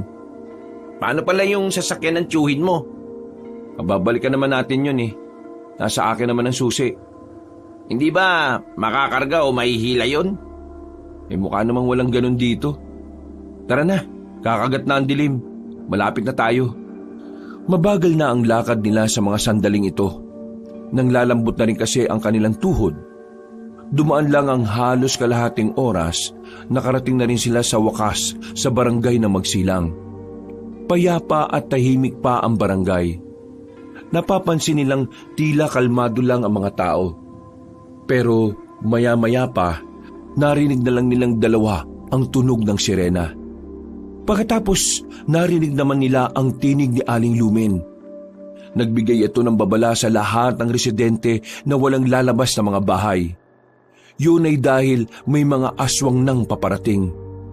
Dahil sa kanilang narinig, nagmamadaling tumakbo ang 2. Narating nila ang kanilang bahay. Naabutan nila si Mang Leo at Romina na naroroon. Gulat na gulat ang matandang doktor. Pero kalaunan ay nagpakita ito ng reaksyon ng pagiging konsumido. Pambihira naman buhay to. Bakit kayo narito? Akala ko nakalis na kayo. Alam niyo naman ngayong gabi darating ang mga aswang, di ba? Nasiraan kami ng sasakyan. Iniwan niyo yung sasakyan sa daan? Oo, Mang Leo. Kaya kami bumalik kasi sinyalis yun na dapat hindi ka namin iniwan. Iniwan niyo talaga yung sasakyan ko? Seryoso ba kayo? Wala namang magnanakaw dun eh. Pwede ba, Uncle? Mas isipin nyo na muna yung ngayon kaysa sa sasakyan nyo. Kaya nga kami bumalik dito para tulungan ka eh. Diyos ko, sakit niyo sa ulo. Pero dahil nandyan na rin naman kayo, wala na ako magagawa. Oh, eto. Gamitin niyo ang itak na ito. Itaga niyo lang yan ng itaga. Baka marami ang mga aswang. Sasapat ba ang bilang natin? Huwag kayong mag-alala. Nakausap namin ng ilang kakilala namin na may mga baril. Sasama sila ngayong gabi. Ang problemahin na lang natin ay yung Supremo at yung anak niyang si Ruel. Huwag kayong mag-alala. Kakayanin ko naman ang Supremo na yan. Matanda sa matanda. Uncle, doktor ka sa Maynila, hindi ka Supremo. Natawa na lamang si Mang Leo sa sinabi ni Renan. Makalipas pa ang ilang mga sandali, naganda na rin sila ng tuluyan nang kumagat na ang dilim sa paligid. Kasama na nila Renan ang mga manunugis. Ang ilan namang kakilala nila Romina ay kumalat sa bawat boundary ng barangay. Nakaabang lang sila at nakikiramdam. 8:00 na pero wala pa rin nagpaparamdam na aswang. Ngayon ba talaga sila aatake o baka nagkamali ka lang ng dinig? Anong tingin niyo sa akin, Bingi? Ngayon nga. Hindi kaya nakatunog sila na nakakalap tayo ng tao laban sa kanila? Pero wag pa rin pakampante. Ang mga aswang ay mga tuso. Kung makapagsalita si Uncle, parang ang daming alam sa aswang ah. Manood ka lang. Mukhang may pasabog mamaya to si Mang Leo ah. Nagawa pa nilang magtawanan habang nakatago sila sa gilid. Nang sumapit na ang 10:00 ng gabi, ay lumabas na rin sila. Naisipan na lamang nilang maglibot-libot sa buong barangay. Nagbabaka sakali silang may mga makikita silang aswang. Pero bigo sila sa mga sandaling yon. Palagay nila, pinagpaliban ng mga nilalang na yon ang pag-atake. Naging pabor para sa kanila ang pagkaudlot ng labanan. Dahil sa gabi din na yon, nagkaroon ng pagkakataon ng mga residente na makaalis. Ang iba ay pinasakay na sa truck na pag-aari ng barangay. Nailikas na ang mga residente at pagsapit ng 12:00, tila naging ghost town na ang barangay Magsilang. Huwag na kayo mag-alala. Lumilibot pa rin naman ang iba nating kasamahan. Kaya kahit matulog tayo, may nagbabantay naman sa kanila. Hindi ako matutulog. Kayong dalawa, Renan, Diego, magpahinga na muna kayo. Gigisingin ko na lang kayo kapag nagsimula na ang laban. Hindi na rin ako matutulog. Ako rin. Bumuntong hininga na lamang si Renan. Napatingin na lamang siya sa hawak-hawak niyang itak. Natatawa siya ng palihim. Hindi niya kasi inakala na hahantong sa ganoon ang voluntary work lang sana nila ng kanyang uncle. Kakahintay nila ay inabot na sila ng umaga. Tumitilaok na ang mga manok sa paligid. Mga ilang sandali lang, nakita nilang pinuntahan na sila sa bahay ng kapitana kasama nito ang mga tanod. Napatigil ang matandang babae nang mapatingin ito kay Romina. Isang malapad na ngiti ang sumilay sa mukha ni Aling Lumen. Yumakap ito agad sa kanyang anak nang ito ay makalapit na. Diyos ko, buti naman at nasa maayos na lagay ka. Saan ka ba nagpunta? 2 taong kitang hindi nakita. Akala ko'y sumama ka na sa mga rebelde sa gubat. Lagi naman ako nakabantay sa inyo. Sumali ako sa mga manudugis dahil sa banta ng mga aswang. Pasensya na kung hindi ko sinabi sa inyo. Naisip ko lang na mas makabubuti kung wala kang nalalaman para na rin sa kaligtasan nyo. Ano't nagkaganyan ka?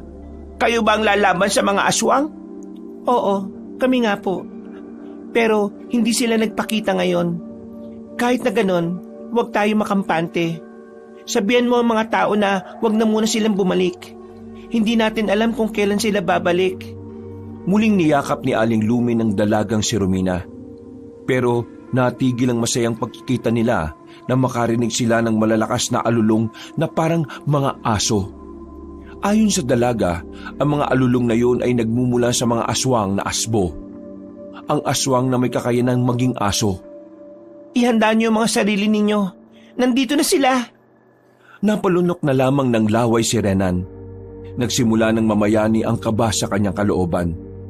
Nang tumingin siya kay Mang Leo, napansin niyang parang kalmado lang ang kanyang tiyuhin. Hindi niya yun makitaan ng kahit na anong takot o pangamba.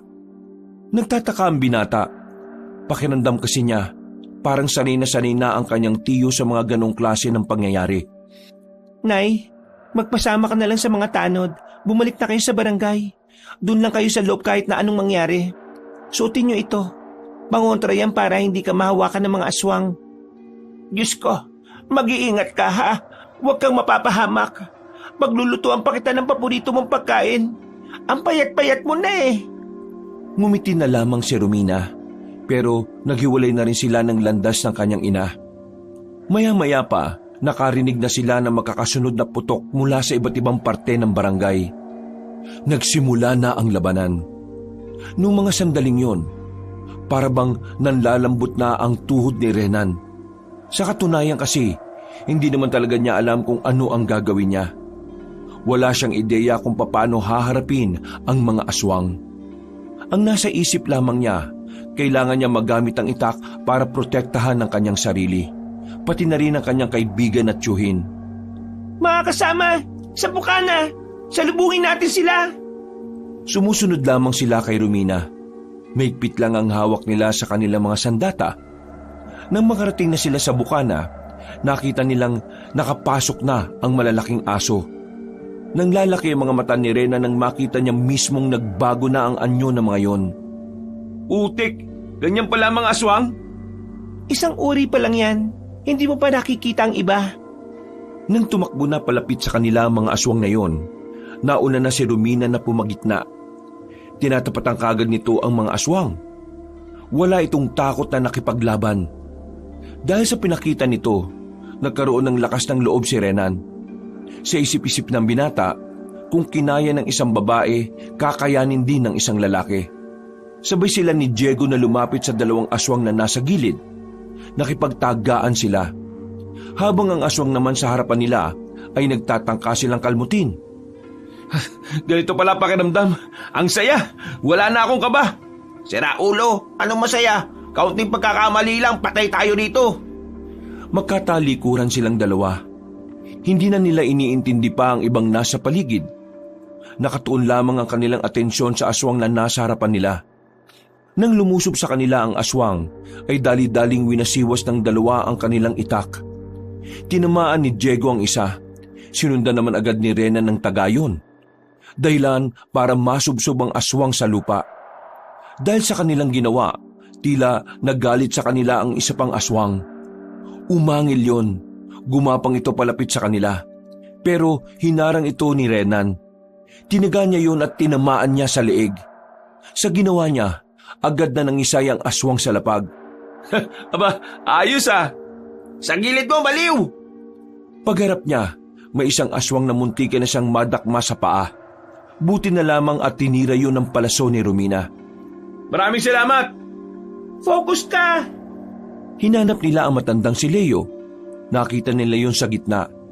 Kagaya ni Romina, mag-isa nitong pinapalagan ng mga aswang na nakapalibot sa kanya.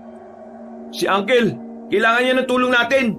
Gagi, tingnan mo nga oh! Nawalan na naman sa focus ang dalawa na makita kung papaano gumalaw si Mang Leo. Kahit kasi may katandaan na ito, kalkulado at tila organisado ang bawat nitong kilos. Yun ang naging dahilan para matapatan nito ang mga aswang. Walang nga, si Uncle ba talaga yun? Mukhang may hindi sinasabi sa iyo ang uncle mo, pre. Sa pagpapatuloy ng labanan, lumabas na ang lalaking si Ruel. Ang lalaking ito ang sinasabing anak ng Supremo na si Andeng. Sandaling natigil ang labanan. Gumilid ang mga aswang. Ganon din naman ang mga manunugis. Naglakad palapit sa gitna ang lalaking si Ruel na parang walang nangyaring gulo. Matitigas talaga ang ulo ng mga taga-Maynila. Binigyan na kayo ng pagkakataong mabuhay. Binigyan na kayo ng proteksyon. Gusto niyo pa rin kaming kalabanin. Pero mas gusto niyo pang mamatay kaysa mabuhay ng tahimik sa Maynila. Wala naman ako magagawa ron kung yun ang gusto niyo. Kung inaakala niyo makukuha niyo ng madali ang barangay na ito, nagkakamali ka. Dadanak mo ng dugo bago mo yung magawa. Sino ba nagsabi na kukunin ko ang barangay na ito? Alam mo ba kung anong pakay ko rito? Kayong lahat! Dahil kailangan namin ng makakain. Gutom na kami! Umangil ng malakas ang lalaking si Ruel. Dahil dito, muling inihanda nila Renan ang kanilang sarili. Nang sumigaw si Ruel ay agad nang nagsikilos ang iba pang mga aswang. Muling sumiklab ang gulo. Nagkandalabo-labo na naman. Pagtingin ni Renan, nakita niya si Ruel nakaharap ang dalagang si Romina. Kahit na babae ito, hindi may kakila na mahusay din itong makipaglaban. Napapangangan na lamang si Renan. Halatang halata kasi na talagang bihasa na si Romina na humarap sa mga aswang. Pre, okay ka lang? Nilapitan niya si Diego nang makita nitong tinamaan ng binata. Duguan na ang braso nito. Pero pangiti-ngiti lang si Diego sa sitwasyon na yon. Ayos lang ako, ano ka ba? Malayo to sa bituka. Saka ka mag-alala kapag malapit na. Napailag si Rena nang biglang may lumapit sa kanilang aswang. Agad naman itong tinaga ni Diego. Kahit nasugutan ito, hindi niya nakikitaan ng kahit na kaunting takot ng kanyang kaibigan. Dahilan para tumaas ang kanyang moral. Patayan na to! Nakipagsabayan na si Renan sa mga nakikipaglaban Wala na siyang pakialam kung anong klase ng aswang ang lumapit sa kanya. Ang tanging nasa isip na lamang niya ay kung ano ang may tutulong niya sa laban na yon. Uncle, ayos ka lang ba? Ako ba tinatanong mo? Walang ya. Ang galing-galing mo makipaglaban ah. Doktor ka ba talaga? Mamaya ko na sa ikukwento. Sa ngayon, makipagbakbakan na muna tayo. Nagdikita na silang tatlo. Walang makalapit na aswang sa kanila dahil sa ganda ng kanilang porma. Habang si Romina naman, kitang-kitang dihado ito sa laban. Bukod kasi sa lalaki ang kalaban nito, di hamak na mas malakas talaga si Ruel dahil isa itong aswang. Dumating ang mga kasamahan nilang nakabaril. Pinaulanan ng mga yun ng bala mga aswang. Marami agad ang nalagas. Pero ang mga natira ay ang mga malalakas na uri. Agad na inatake ng mga aswang ang mga nakabaril at isa-isang pinagkakakalmot. Buti na lang, rumisponde sila Renan. Kahit na papaano, nailigtas pa nila ang iba nilang kasamahan. Romina, tutulungan ka na namin. Unahin niyo ang mga tauhan nito. Ako nang bahala sa lalaking ito. Yan ang gusto ko sa isang babae. Palaban! Babayaan na muna natin siya. Unahin natin ang mga kasama nating sugatan. Pinrotektahan nila ang kanilang mga kasama. May mangilan-ngilan pa ring aswang na nagpupumilit na makalapit sa kanila. Pero dahil matindi ang kanilang depensa, hindi yun umuubra. Sa halip, unti-unti pa nilang nababawasan ang mga yon. Makalipas lang ang ilang sandali, ang natirang nakatindig na lamang ay si Ruel. Sugatan na si Romina sa mga sandaling yon. Habang wala pang kagalos-galos ang lalaking aswang. Hindi na nagdalawang isip sila Renan. Sinamahan na rin nila si Romina sa labanan na yon. Ngayon, pwede ka na ba naming samahan? Bumuntong hininga na lamang ang dalaga. Kahit taasan nito ang pride nito, hindi niya maikakaila na talagang hindi niya kakayanin si Ruel ng mag-isa. Kaya naman, 4 na silang humarap kay Ruel. Kila ikinatuwa naman yun ng lalaking aswang. Masaya itong makita ng marami ang kalaban. Ganyan ang gusto ko. Para may kaunting hirap naman. Matake kayo sa akin, sabay-sabay. O ano? Ayaw niyo matake? Ako lalapit sa inyo. Parang mabangis na hayop na gumapang si Ruel. Lumundag ito sa kanilang harapan. Muntikan na nitong madakma si Diego, pero humarang si Mang Leo. Hinagupit nito ng hawak-hawak na itak ang binata. Tinamaan si Ruel sa bandang dibdib. Dahilan para dumistansya muna ito ng bahagya. Nanlalaki ang mga mata ni Ruel. Hindi nito inaasahan na magagawa yun ng isang doktor lang sa isang aswang na tulad niya. Sino ka ba? Hindi ko na kailangan magpakilala pa sa'yo. Tinatanong kita, sino ka? Muli itong sumugod at sa pagkakataon na ito, tinamaan na si Renan sa braso. Tumalsik ang binata, pero agad din naman itong nakabangon. Mas nag-alala si Renan nang si Diego na ang isunod nito. Diego! Nakita na lamang ni Renan nang tumakbo ang kanyang uncle palapit doon. Humarang ito sa harapan ni Diego. Pinansalag nito ang hawak-hawak na itak. Sinamantala naman ni Romina ang pagkakataon. Tumakbo ito ng mabilis at saka tinarak ang itak kay Ruel. Pero sa kasamaang palad, nakailag ang lalaki. Kaya naman sa bandang balikat lang nito tinamaan si Ruel. Mang Leo, ngayon na! Walang sinayang na pagkakataon si Mang Leo. Buong puwersa itong lumapit kay Ruel. Hinataw niya ng itak ang lalaki sa leeg. Matagumpay niya naman itong tinamaan. Nang magpagewang-gewang ang aswang na si Ruel, ay sinundan pa ito ng isang taga ni Mang Leo. Sumunod na rin si Diego. Ganon din si Renan. Tinadtad nila ng taga si Ruel hanggang sa tuluyan na itong mapahiga. Sumusuka na ng dugo si Ruel nang lapitan nila ito. Masama pa rin ang tingin nito sa kanila. Nanlilisik ang mga mata. Marami ka bang kakaining bigas? Malayo ka ba sa level ng isang pagiging supremo? Magbabayad kayo sa ginawa nyo. Magbabayad kayo! Ilang segundo lang, tuluyan ang nalagutan ng hininga si Ruel. Agad nilang sinunog ang katawan nito kasama ang iba pang bangkay ng aswang. Ayos lang ba kayo, Uncle? Ikaw lang ang walang galos, ha? Ang mahalaga ngayon, walang nawatay sa mga kasama natin. Kailangan na natin silang dalhin sa barangay hall. Kailangan nilang magamot. Pinagtulungan nilang madala sa barangay hall ang mga kasamahan nilang sugatan. Inihiga nila sa mahabang lamesa ang mga kasama nila. Ang iba ay sa sahig na lang dahil wala namang sapat na espasyo. Naging abala sila noong mga sandaling yon para bigyan ng paunang lunas sa mga manunugis at ang ilan pang Naging abala sila noong mga sandaling yon para bigyan ng paunang lunas sa mga manunugis at ang ilan pang tumulong. Mag-uumaga na nang matapos na silang lahat. Hapong-hapo ang matandang si Leo. Habang si Rena naman ay nanghihina na rin. Napasandal na lamang sila sa pader at napatingin sa malayo. Uncle, mo naman bang ikwento sa akin bakit ka marunong makipaglaban?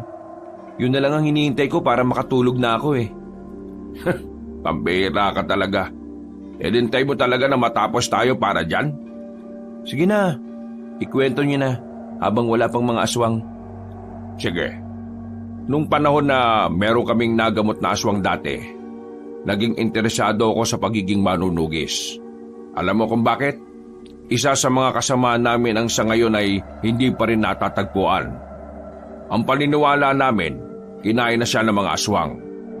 Mula noon, habang nagdudoktor ako, dumadalo-dalo ko ng mga seminar kung paano humawak ng katana at ng kung ano-ano pang armas. Pero mas pinag-aralan ko ang paghawak ng katana. Kasi ganun na ganun din naman sa itak. Kaya na magkaroon ng tawag sa ospital para dito. Hindi na ako nagdalawang isip. Nararamdaman ko kasi na magagamit ko na rin yung natutunan ko. Isa pang hindi mo alam, naging manunugis din ako ng 1 buwan. Pero dahil nga may trabaho ako sa Maynila, hindi ko na rin naituloy. Pambira ka naman, Uncle. Bakit ngayon mo lang sinasabi sa akin yan? Paano kung namatay ka pala kanina, hindi ko na talaga nalaman. Buti na nga lang at nabuhay pa ako eh. Sandaling inilibot ni Rena ng kanyang paningin. Tulog na ang lahat ng kanilang kasama. Ang gising na lamang ng mga sandaling yon ay ang mga tanod na naghahanda na rin ng kanilang agahan. Makalipas lang ang ilang sandali, sabay-sabay na rin silang nag-almusal. Pagkatapos, nakatulog ulit si Renan at si Diego. Habang sila Mang Leo at Romina naman ay nanatiling gising. Pinag-usapan nila ang mga hakbang na maaari nilang gawin sa paglitaw ng supremo ng mga aswang. Dakong hapon na nang magising si Renan. Tinapik na rin niya si Diego para bumangon na rin. Masakit-sakit pa ang katawan niya. Pero hindi sila pwedeng humilata na lang. Kailangan nilang sumama kina Mang Leo. Mabuti naman at gising na kayo. Sobrang lalim ng tulog nyo eh. Akala namin hindi na kayo humihinga eh. Ano bang napag-usapan? Lahat ng natitirang kasamaan natin na kayang-kaya pang lumaban, sasama sa atin mamaya. Malakas ang pakiramdam ko na darating ang Supremo mamaya. Kaya mas kailangan natin maging handa. Mamaya na mangyayari ang tunay na laban. Teka, matanong ko lang. Gaano ba talaga kadelikado ang Supremo na yon? Sobrang delikado, sobrang lakas, sobrang peligroso. Yung pinakamatandang manunugi sa amin lang ang may kakayahan siyang tapatan. Ngayong wala na siya, aasa na lang tayo sa himala. Kaya nga, sasama pa ba kayong dalawa o ayaw nyo na? Kasi kung ayaw nyo na, hindi naman namin kayo pipigilan. Anong tingin niyo sa amin, Uncle? Duwag? Takot? Lumaban na kami kagabi. Lalabang kami ulit ngayon. Di ba, Diego? Ha? Oo. Tama. Sana matapos na natin to para makabalik na ako sa ospital at makapanggamot na ulit ako ng pasyente. Kailangan ko lang ng pera eh. Nagagawa pa nilang tumawa ng mga sandaling yon. Pero makalipas lang ang ilang oras, bigla na namang binalot ng kaba ang kanilang puso. Tila nakabibingi ang katahimikan. Nakakakilabot ang pagiging kalmado ng paligid. Habang sila Renan, nasa gitna lang ng daan. Kasama nila ang hindi nalalagpas na 15 katao. Ang iba pa ay sugatan na pinilit lamang na makasama. Humanda na kayo. Nasa kagubatan na siya. Napatingin si Renan sa itaas. Nakita niyang tila nabulabog ang mga ibon na namamahinga na sa mga puno. Hindi nagtagal, nakita nila ang isang matandang naglalakad. Tumigil yun nang matanaw silang nakaharang sa daan. Hindi ko inaakala na darating ang puntong kailangan ako na ang humarap sa inyo. Pasensya na kayo kay Ruel. Mahina pa kasi ang batang yun eh. Pero kahit na ganoon, hindi ko pa rin mapapatawad ang ginawa niyo sa kanya. Walang nagsasalita sa kanila. Ramdam na ramdam ni Rena na kahit si Romina ay kinakabahan na rin.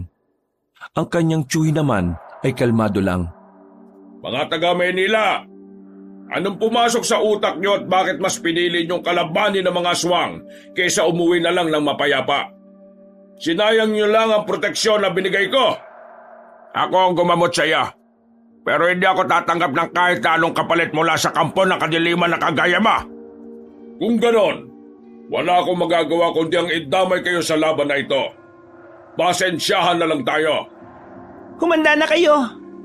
Unti-unting nagpalit ng anyo ang matandang si Mang Andeng. Pumuti ang buong katawan nito at nagkaroon ng mahaba at itim na dila. Meron din itong pakpak na parang kulay ube. Umusli ang buto sa siko at balikat. Hindi na rin makilala ang mukha nito dahil tila nagmukha na itong bungo. Akala niyo ba'y matatalo niyo ako? Wala na sa mundong ito ang may kakayahang makapas lang sa akin. Kaya ang talunin ako ay parang sumusuntok na lang kayo sa buwan. Unti-unti nang naglakad ang supremo ng mga aswang. Pinagbababarilyo ng iba nilang kasamahan. Pero sa hindi maipaliwanag na dahilan, nagagawang makailag na matanda. Nagulat na lamang sila nang lumipad ito ng mabilis patungo sa kanilang likuran. Pinagpapapas lang ni Mang Andeng ang mga may hawak ng baril. Sa isang iglap lang, nalaga sa mga kasamahan nila Renan. Dahil dito, nagsimula ng dumaloy ang takot sa kanilang sistema. Kahit si Romina na inaasahan nilang mangunguna sa laban na yon, tila nanlalambot na rin ang tuhod. Bakit kayo natutulala? Wala ba kayong gagawin? O baka naman gusto niyong ako na lang ulit ang lalapit sa inyo? Ako ang harapin mo. Kapag napaslang mo ako, saka mo sila isunod. At sino ka naman para diktahan ako sa gusto kong gawin? Papaslangin ko kahit sinong gusto ko! Muling lumipad si Mang Andeng patungo sa kanila. Akmang dadagitin ito si Romina pero buti na lang ay nahila ito ni Renan. Wala na kayong takas ngayon! Ihahatid ko na kayo sa impyerno! Tumalon ang aswang sa harapan ni Renan. Sinakal nito ang binata. Agad namang lumapit si Mang Leo para tagain ang matanda. Tinamaan niya yon sa bandang batok. Pero sa kasamaang palad, parang hindi man lang yon tinablan. Marahang lumingon sa kanya si Mang Andeng. Agad nitong sinakal si Mang Leo. Pero agad na nakaisip ng paraan si Mang Leo para makakawala siya agad. Tinaga niya ang hita ni Mang Andeng, kung saan naroon ang dating bukol na tinanggal niya. Nabitiwan siya ng aswang na makaramdam ito ng sakit. Kahit na wala ka ng bukol sa hita mo, hindi pa rin gumagaling ang sugat yan. Pangkaraniwang sinulid lang ang ginamit kong pantahi dyan. Talagang sinusubukan mo kung matandang Manilenyo ka? Lumipad si Mang Andeng. Mabilis itong lumapit patungo kay Mang Leo. Pero nagawa yung ilaga na matanda. Sa halip, nagawa pa ni Mang Leo na patamaan si Mang Andeng. Dahil dito, mas lalong nanggalaiti sa kanya ang supremo ng mga aswang. Para na itong mababaliw sa galit. Mang Leo, kailangan nating sirain ang mentalidad niya. Nawawala siya sa focus kapag masyado siyang emosyonal. Ako nang bahala dyan. Protektahan niyo lang ako. Anong gagawin mo? Hoy, Supremo! Wala ka nang natitirang pamilya. Pinaslang na naming lahat. Kapag manalo ka man ngayon, wala ka pa rin pamilya. Kawawa ka naman. Si Ruel, sinadya niya talagang mamatay kasi di ka na niya kaya pang makasama. Wala ka rin kasing kwentang Supremo. Oo nga. Ang kaya mo lang daw gawin, lumipad ng lumipad. Feeling mo butterfly ka eh. Ay hindi, isa kang ipis. Ipis lang ang turing sa'yo ng mga kalahi mo. Kasi nga, matanda ka na. Akala nyo mainis nyo ako sa mga pambata nyong pangasar? Manigas kayo! Alam mo ba kung anong mas nakakainis? Kami mga taga Maynila ang pumaslang sa Ruel mo. Tila naging epektibo ang sinabing yun ni Mang Leo. Nakita niyang triple ang galit nito sa kanila. Umangil to ng malakas, para na itong mababaliw sa sobrang galit. Pagbabayaran niyo ang ginawa niyo sa kanya, lalo na kayong mga sampit sa probinsyang ito! Lumipad ulit si Mang Andeng sa kanila. Sa pagkakataong ito, nahawakan na nito si Mang Leo. Dinakma nito sa liig si Mang Leo at saka pinagsusuntok sa muka. Nang subukan naman ni Rena na tulungan ng kanyang tiyo, siya naman ang napagbuntungan nito. Kinalmot siya ni Mang Andeng. Naisalag niya ang kanyang braso. Agad namang umagos ang dugo mula roon. Sinipa rin siya ng malakas kaya tumilapon siya. Si Diego naman hindi na rin makagalaw. Lalapitan na sana ito ni Mang Andeng nang biglang dumating si Romina. Hinataw ng itak ng dalaga ang matandang aswang. Pero hinawakan lang ni Mang Andeng ang patalim niya. Galit na galit itong sinampal ng malakas ang dalaga. Tumalsik ito at saka sumadsad pa sa lapag. Hindi pa nakontento si Mang Andeng. Tatapakan na sana nito ang ulo ni Romina. Pero si Diego naman ang umatake. Tinaga niya sa bandang puweta ng aswang. Dahil dito ay nakaramdam ng hapdi si Mang Andeng.